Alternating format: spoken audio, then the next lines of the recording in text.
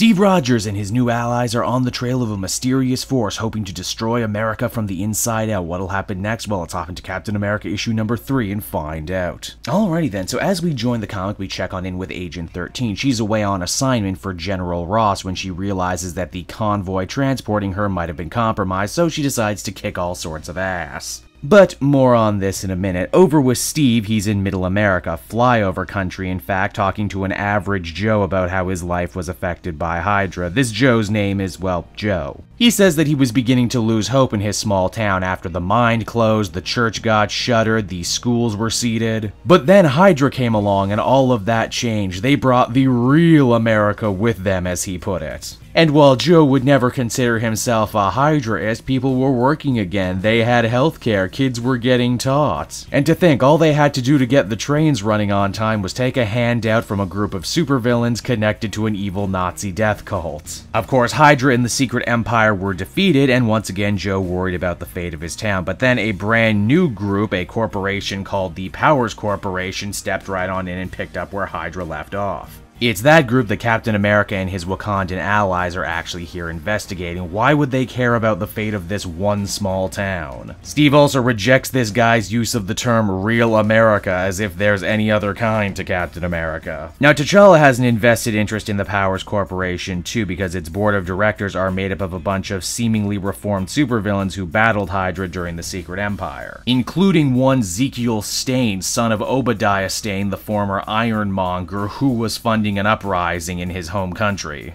Oh, but the best bit is yet to come. That mine that all the people in the town were so happy to see reopen, yeah, there's been no coal there for years. The Powers Company was literally paying these people to move empty dirt around. And that's because at the heart of the mine, there's a secret weapon plus bunker, a place that our heroes believe is being used to manufacture the Nuke clones. They're of course right on the money, and a big fight breaks out. Steve is still a little apprehensive to fight the Nuke clones, if only for the memory of the soldier Frank Simpson once was before he was corrupted. Cap is further saddened that the people of this small town really didn't seem to care about all the evil that was being perpetrated right under his nose. He says during Pearl Harbor it didn't matter what coast you were on. All Americans' hearts beat as one when they're under attack, but now these Nuke guys have been shooting up Chicago, and the people in these small towns, as far as they're concerned, it might as well have taken place on another planet. Now, Black Panther and Okoye were able to figure out that these Nuke clones are imperfect. They burn out after a short amount of time, and once they introduce a brand new virus into the main computer system, they'll fizzle out in just a few seconds. While poking around in the computers though, the Wakandans find something rather disturbing. The same people who are making the nukes also seem to be having their eyes trained on Agent 13 right now. And as we visit Agent 13 again, she comes face to face with Selene, the woman who has seemingly drove Hydra out of Russia and who is also behind the Powers Corporation. Why has she gone so far to get this kind of audience? Well, I guess we'll have to pick up the next issue and find out, won't we? So that was Captain America issue number 3, everybody, and overall I continue to really dig this series from Ta-Nehisi Coates. This issue especially goes out of its way to ask some very difficult questions of the reader. Essentially, how much evil are you willing to turn a blind eye to if it means safety and security? Do you even deserve safety and security if you're willing to take it from such bad people? Heck, if you are willing to take it, were you even that good a person in the first place? It's also a nice juxtaposition to see a Captain America who is more unsure of himself now than ever before, teamed up with a Black Panther who is more sure of himself and more resolute than he ever has been before. It also probably helps that Ta-Nehisi Coates writes the Black Panther book and he's able to do more storytelling here. Overall, I'd give this one an 8 out of 10. Solid issue.